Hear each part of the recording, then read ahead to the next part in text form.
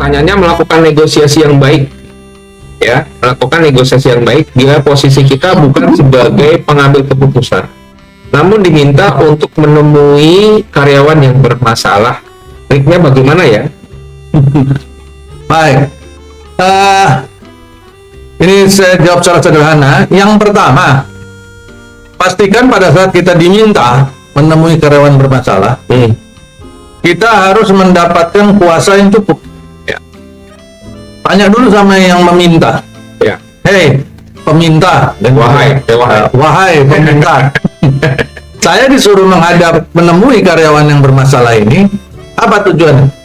Kamu selesaikan, Den. Jangan gitu. Nah, kalau diselesaikan berarti saya harus dapat kuasa. Itu dulu pertama. Ya. Atau kamu cari tahu apa maunya? Oh, cuma cari tahu. Nah, kita harus tahu dulu apa yang diminta. Ya. Ya. Kalau diminta menemui ini kan banyak nih. Ya. Menemui cuma ngelihat doang, ya kan? Menemui, ya saya sudah bertemu, udah selesai balik gitu kan? Atau menemui yang bagaimana ini gitu. Kalau dia hanya diminta untuk mencari tahu apa masalah versi karyawan dan apa tuntutannya, itu lebih sederhana. Ya. Nggak perlu pakai surat kuasa juga nggak apa-apa.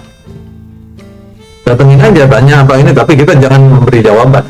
Ya udah. Jadi kita menjadi pendengar yang baik, terima segala masukan dan curhatannya. Mau dia berpusat-pusat, kita dengerin aja, udah selesai. Baik, saya akan sampaikan kepada pimpinan, nanti kita lihat bagaimana hasilnya. Udah. Itu kalau kita diminta untuk menemui dalam konteks mencari tahu apa masalahnya. Ya. Ya kan? Karena banyak juga yang begitu kan. Si pimpinan perusahaannya nggak mau ketemu. Entah karena sibuk, atau karena gengsi, atau karena takut. Malu karena tahu dia salah gitu kan. Jadi gitu. Nah, itu yang pertama. Yang kedua, kalau kita diminta untuk menemui karyawan dalam konteks selesaikan masalah itu, maka kita harus mendapatkan kuasa yang cukup. Kuasanya harus cukup.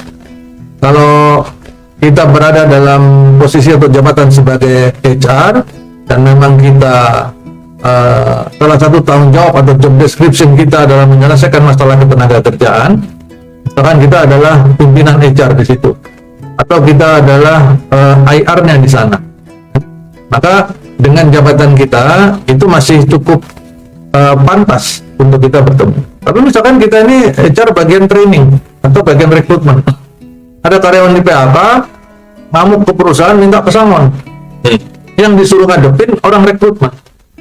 Nggak ada hubungannya sebenarnya, ya kan? Nah, jadi kita kalau itu tidak berhubungan dengan pekerjaan atau job desk kita, maka penting bagi kita mendapatkan kuasa. Ya. Kuasa ini kalau ini sudah bermasalah, biasanya kan arahnya ke perselisihan hubungan industrial. Maka kuasa ini sebaiknya tertulis. Jadi ada surat kuasanya, ya kan?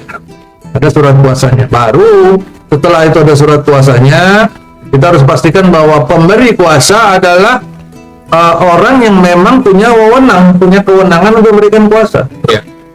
Oh, jangan khawatir deh, yang tanda tangan surat kuasa direktur. Tapi tiba-tiba ternyata direktur yang tanda tangan itu bukanlah direktur yang ada di dalam akta.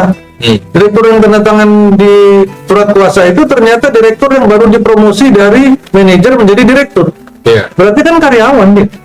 Betul. Ya kan, berarti dia karyawan. Jadi belum belum tentu dia memiliki kewenangan untuk menandatangani surat kuasa.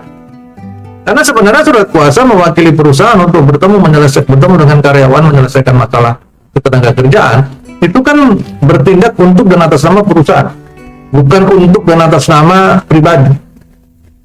Kalau untuk dan atas nama perusahaan, maka dalam undang-undang perseroan sudah diatur siapa yang memiliki kewenangan untuk bertindak untuk dan atas nama perseroan di dalam dan di luar pengadilan, yaitu direksi. Ya, direksi itu siapa sih? Dan direksi adalah orang yang namanya tercantum di dalam akta perusahaan, akta pendirian perusahaan. Di sana ada nama direksi si A, si B, si C.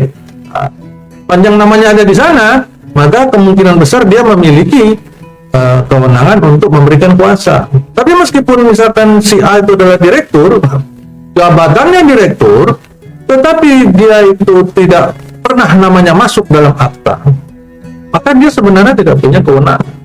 Malah jadi blunder nanti. Kuasa hukum si karyawan malah akan mudah menjatuhkan perusahaan dalam konteks seperti itu, ya.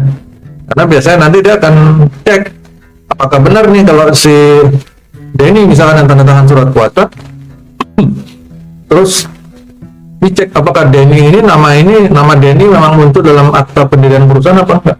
Ternyata enggak, si Denny itu siapa?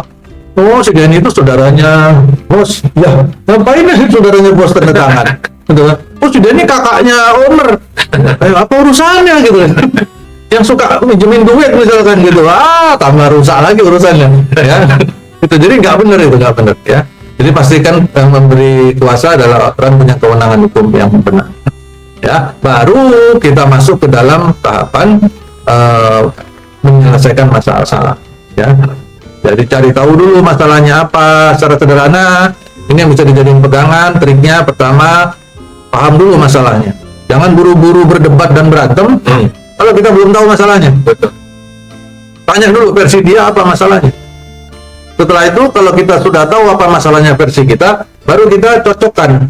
Tapi kalau kita belum tahu versi kita baru dapat versi dia karena kita baru diberita, maka kita harus minta waktu.